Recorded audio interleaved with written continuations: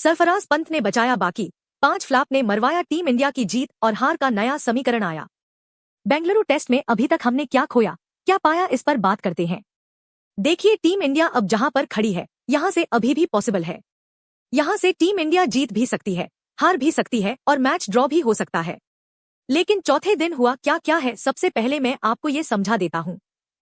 उसके बाद इस पर बात करेंगे कि आखिरकार अब यहां से क्या क्या हो सकता है। तो चौथे दिन ऋषभ पंत और साथ ही साथ नॉइस सरफराज दोनों ने बहुत शानदार बल्लेबाजी शुरू की। कुछ 230 या 40 रन थे। टीम इंडिया के जब तीसरा दिन खत्म हुआ था और विराट कोहली भी आउट हो गए थे, उसके बाद से जो दोनों ने बल्लेबाजी शुरू की, एक शानदार पार्टनरशिप बोर्ड पर लगा दी। एक वक्त तो ऐसा था जब लग रहा था कि टीम इंडिया बहुत आराम से 550-600 के आसपास स्कोर खड़ा कर सकती है और इस मैच को जीत भी सकती है। लेकिन जैसे ही ऋषभ पंत आउट हुए, सरफराज आउट हुए, वहां से मामला बिगड़ गया। 231 टीम इंडिया का स्कोर था जब आज मैच शुरू हुआ। बहुत शानदार बल्लेबाजी दोनों हमारे धुरंधर कर रहे थे। पहले सरफराज ने अपना शतक ठोका, उसके बाद ऋषभ पंत ने 65 ठोका। उसके बाद ऋषभ पंत शतक के करीब पहुंच गए, लेकिन सरफराज 150 बनाकर आउट हुए। तब इंडिया का स्कोर 408 तक पहुंच गया था। यानी कि लगभग ये मानकर आप चलिए कि 170 रनों की पार्टनरशिप दोनों के बीच हो गई थी। इंडिया 408 तक पहुंच गई थी और सिर्फ 4 ही विकेट गिरे थे।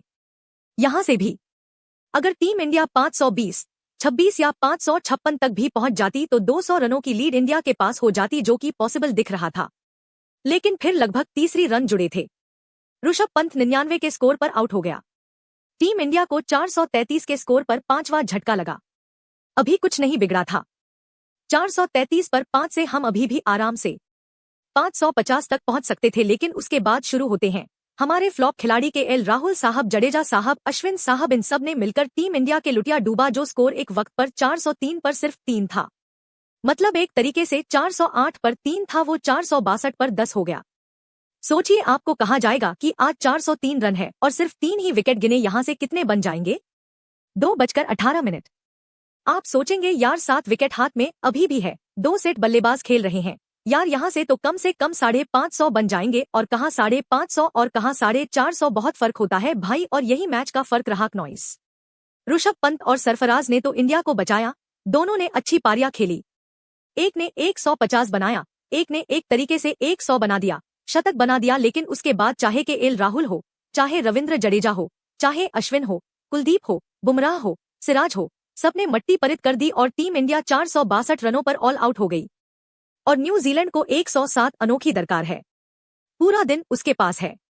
मुझे लगता है कि यहां से न्यूजीलैंड की जीत के आसार जो है वो 19% है। 90% मैच न्यूजीलैंड के हक में है, क्योंकि इंडिया के पुछल्ले बल्लेबाजों ने कुछ नहीं किया। 5 विकेट के बाद इंडिया से कुछ नहीं हो पाया। यही न्यूजीलैंड थी। उसके 233 रनों पर 7 विकेट गिर गए थे और वहां से आपने उस न्यूजीलैंड से 170 रन और बनवा दिए। 233 पर 7 और 402 पर वो पहुंच गए। यही 170 रन आपको खलेंगे अगर आप जिस तरीके से आपने बल्लेबाजी की है, जिसमें आपके पुछल्ले बल्लेबाज कुछ नहीं कर पाए। इसी तरीके से आप न्यूजीलैंड के भी पुछल्ले बल्लेबाजों को आउट कर देते तो फिर भाई कम से कम 150 रनों का फर्क होता आप में और न्यूजीलैंड में। यही जो आपकी 107 रन की लीड है, ये 260 रन की होती। फिर हम कह सकते थे कि भाई इंडिया के चांस ज्यादा है जीतने के, क्योंकि चौथी पारी न्यूजीलैंड खेल रही है।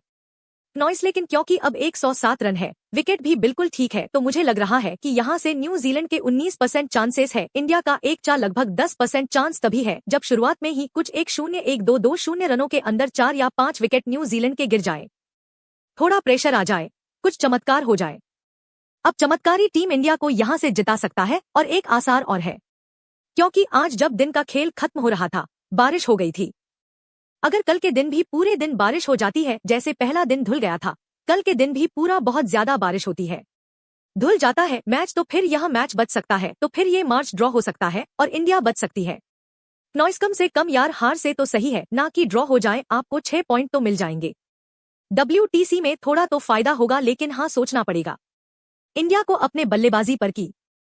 जब आपकी अच्छी टीमें आती हैं तो के एल राहुल फ्लॉप हो जाते हैं, रविंद्र जडेजा उनके बल्ले से भी रन नहीं निकलते हैं, अश्विन बांग्लादेश के खिलाफ दौड़ दौड़ के शतक बनाते हैं।